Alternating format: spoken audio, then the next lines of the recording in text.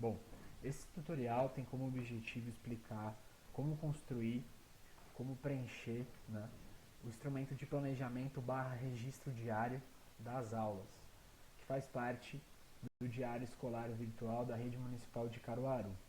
O objetivo desse instrumento, dessa ferramenta, é ser apoio ao professor e à coordenação pedagógica no processo de construção e também das interações e mediações junto aos estudantes.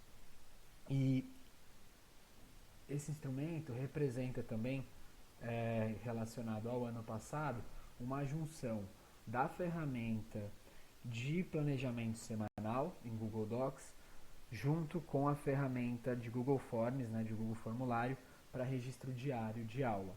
Então, a ideia foi unir esses dois num instrumento só, para centralizar, dar mais ênfase ao ato de planejamento, fazendo com que o registro seja uma consequência, né? E aí ele seja também formalizado dentro da sua função burocrática.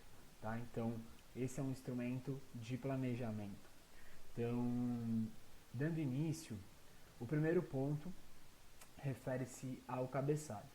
O cabeçalho ele é de incumbência do coordenador, então quem preenche é o coordenador. É importante que ele já venha preenchido, né? Então aqui dando um exemplo, Colégio Municipal, professor Luiz Pessoa. E aí aqui o nono ano, né? Essa é uma planilha do nono ano.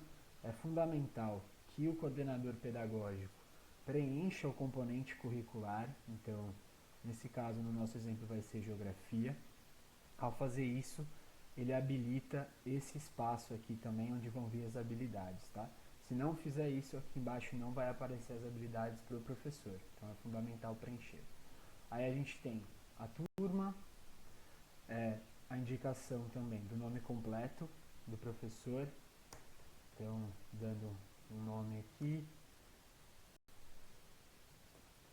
Ok. E, por fim, o turno.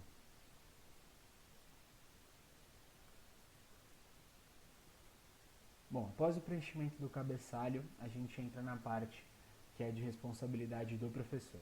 Então, aqui a gente está vendo planejamento, primeira unidade. A cada unidade, a gente tem uma planilha diferente. Então, tem a planilha da primeira, da segunda, da terceira e da quarta unidade. E isso foi feito de forma dividida, porque se fizesse tudo numa só, essa planilha, depois de um tempo, teria dificuldade de ser carregada, dependendo da velocidade da internet, dependendo também do computador. Então, por isso que ela é dividida em planilhas diferentes. Aqui, gente, a primeira dica é alterar esse zoom. Então, tá meio difícil de enxergar, é melhor diminuir esse zoom para 75 para a gente conseguir ter um campo de visão também maior do instrumento que a gente vai preencher. Talvez tenha ficado pequeno para você que está assistindo, mas direto no computador o tamanho é um tamanho bom para a escrita, tá? Então, vamos começar. Partindo da coluna da data, uma segunda dica. Ó, eu coloquei aqui, né, para escrever nesse campo. Gente, é mais fácil utilizar esse campo do que olhar direto para a célula. Então, a segunda dica é: utilize essa área aqui para preenchimento. Olhe para essa área. Então, nosso exemplo aqui é uma aula que foi ministrada no dia 26 de março de 2021. Desculpa, uma aula que foi planejada. Aqui é planejamento, tá? Em seguida, bom, eu tenho aqui todo o campo de habilidades que a gente tem no nosso currículo municipal, né, do nono ano. Então, eu nessa aula vou trabalhar a habilidade número 1 do currículo municipal, então, de geografia do nono ano. E eu tenho um segundo campo aqui para preencher uma segunda habilidade complementar, né? Então, esse campo é facultativo. Lembrar que isso vai muito do planejamento, da construção da situação didática da aula, né? Do planejamento de aula. Então, aqui eu poderia indicar, a partir da lista suspensa, uma outra habilidade, né? Dependendo da minha intencionalidade. Então, vamos supor, coloquei a 3 aqui do currículo, que dialoga com a 1, quando a gente for desenhar o objetivo de aprendizagem. Mas, caso eu queira usar uma habilidade de um outro ano, até dialogando com a proposta de currículo contínuo, eu poderia fazer isso.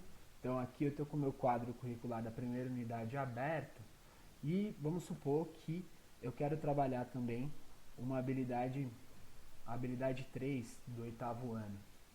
Eu posso vir aqui e colar ela. Dica também, use na hora de colar, né? É importante que você cole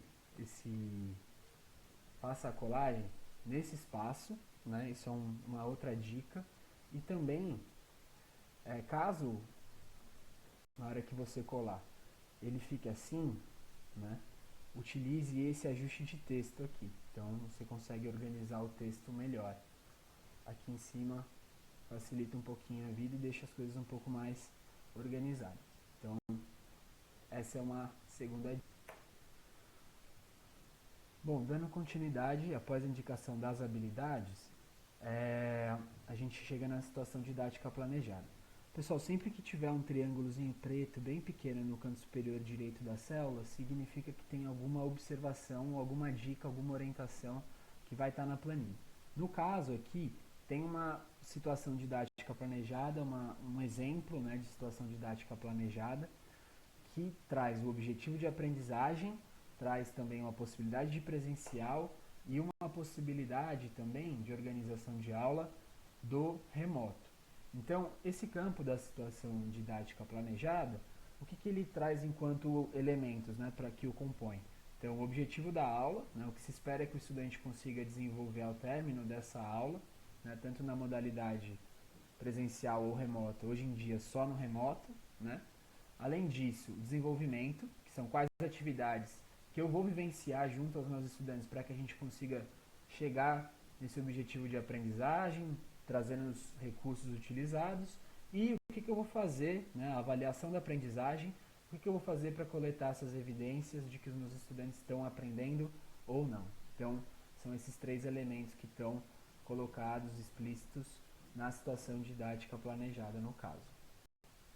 E aí aqui a gente tem enquanto um exemplo, né, quanto objetivo, explicar as razões do conflito entre a Palestina e Israel, a influência que a ONU e outros países exercem nesse contexto, o remoto, o envio de um vídeo curto explicativo, indicando também o recurso, e também a indicação de leitura do PNLD nas páginas 146 e 150. E para o presencial, a análise das dúvidas sobre a temática, um debate e construção sobre de material síntese sobre a temática. Então, aqui a gente fecha a situação didática planejada e caminha para a quantidade de aulas aí que essa situação didática ela vai ser vivenciada junto aos estudantes. A gente fecha o planejamento, então. Em seguida, né, a aula foi dada, a aula foi ministrada, então eu planejei aquela aula, né, lembrando, no dia 26 de março, e aí eu dei essa aula no dia 30. Então essa data aqui vai ser diferente, é a data da aula como tínhamos na caderneta física. Eu coloquei que a quantidade de aulas planejada foi 2, e aqui é a numeração da aula. Então, hipoteticamente, né, essa foi a minha 7ª e 8ª aula junto ao 9º ano C, né? Então, coloquei o 7 e 8, poderia ser a 9 e 10, poderia ser a 6 e 7, e é sempre importante ter esses dois números aqui, né, dialogando uns com os outros. Dando um exemplo, se fosse língua portuguesa aqui, e eu tivesse colocado 3, né, em algumas escolas isso acontece, eu teria que colocar 7, 8 e 9, né? Então o planejamento seria para 3 aulas e seriam 3 aulas ministradas nesse dia, né? Bom, fechando essa parte inicial do registro, a gente tem uma avaliação, uma autoavaliação, uma reflexão sobre se a situação didática planejada, ela atingiu as expectativas, né, de aprendizagem em relação aos estudantes. Então, se sim, né, coloquei o sim aqui e eu fecho o meu registro indicando aqui o nome do professor, tá? Então, é isso. Se não, ou parcialmente, aqui você pode escolher, né, não ou parcialmente, dando um exemplo do parcialmente. Caso eu tenha indicado aqui parcialmente, a pergunta vem, né, quais estratégias, ajustes ou encaminhamentos serão utilizados para alcançar esse objetivo. Então, qual que é a funcionalidade dessa coluna, né? Essa coluna é um processo de reflexão também, e também já de planejamento, e também de ajudar, apoiar o entendimento da onde eu parei na minha aula anterior, o que eu preciso replanejar em relação à minha aula anterior. Então, o que pode ser feito de outra forma é um ponto, né? Então, uma estratégia de diversificação, ou também o que não precisa ser repetido, né? O que precisa ser melhorado. Então, seria um ponto também de melhoria. E aí, enquanto exemplos, poderia ser diversificar as possibilidades de aprendizagem, fazer uma contextualização maior da temática, buscar referenciais na vivência dos estudantes. Então, são possíveis exemplos aqui no caso. A gente fecha aqui o registro e vem para a parte da devolutiva dos estudantes. Um ponto importante em relação à devolutiva é que nos anos finais, na EJA fase 3 e 4, essa parte ela é opcional, ou seja, não é obrigatório o preenchimento, tá bom? Então, qual que é o objetivo da devolutiva dos estudantes dessa área? Então, ela tem como centralidade, né, trazer uma reflexão sobre os estudantes, né? É um espaço de reflexão individualizado sobre o desenvolvimento de aprendizagem dos estudantes. E também uma área de troca de informações e de evidências entre os docentes e a coordenação pedagógica, tá? Vamos lá. Então, o primeiro ponto aqui, há estudantes que necessitam de uma mudança de estratégia para a efetiva aprendizagem? A resposta ela vai ser ou sim ou não, né? Uma resposta binária. Se eu colocar não, né, não tem porquê, né, dar continuidade, e esse não se relaciona também ao fato de eu ter conseguido atingir, né, que eu ter conseguido, ter indicado anteriormente que o objetivo foi atingido. Então aqui no caso eu coloquei sim.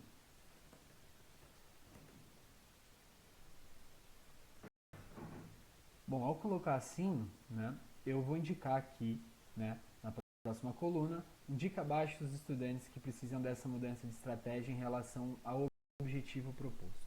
Então aqui é uma lista nominal dos estudantes que estão, né, com necessidade de uma diversificação de estratégia, que tem menos autonomia para executar as atividades.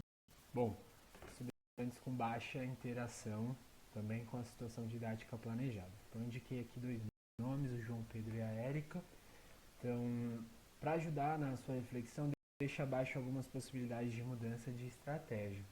Então, esse é um espaço para a construção de reflexão sobre mudanças a serem pensadas, de planejamento em nível individual e também em nível coletivo. E aí, pensando no João Pedro e pensando na Érica, o que pode ser feito, né? O que pode ser proposto, o que pode ser construído e evidenciado junto à coordenação pedagógica, enquanto estratégia de potencializar a aprendizagem dos dois, né? A partir da avaliação que foi feita durante essa situação didática, tá? Então aqui no caso, né, eu poderia colocar assim, né, que um ponto de reflexão é diversificar as possibilidades de aprendizagem. Então, conhecendo o João Vitor, nessa aula também, como eu tinha passado uma atividade de produção escrita, por exemplo, eu identifiquei que ele tem essa dificuldade, né? E aí, como a gente estava trabalhando em matemática, que ela pode ser, que eu posso avaliá-lo de outra forma, por exemplo, por meio da construção de um HQ, por meio da construção também, por meio do desenho, que é uma linguagem que o João tem domínio, hipoteticamente, eu posso aqui colocar enquanto um processo, né, de uma indicação de reflexão ou de mudança de estratégia, né? Até para o coordenador vendo esse espaço, ele pode também apoiar e identificar estratégias pedagógicas, ou até a junção com o professor de arte em algum tipo de interação, de projeto também para motivar esse estudante e por aí vai. E aí a gente tem também o caso da Érica, que eu coloquei, né, como dificuldade em acompanhar aulas também de abordagem expositiva de maior duração, e sabendo que a Erika é capaz de produzir vídeos curtos explicativos, talvez avaliá-la seria também colocar ela para trabalhar a partir dessa habilidade que ela já tem, né? Então, esses são dois exemplos de reflexões aqui que podem ser colocadas nesse espaço.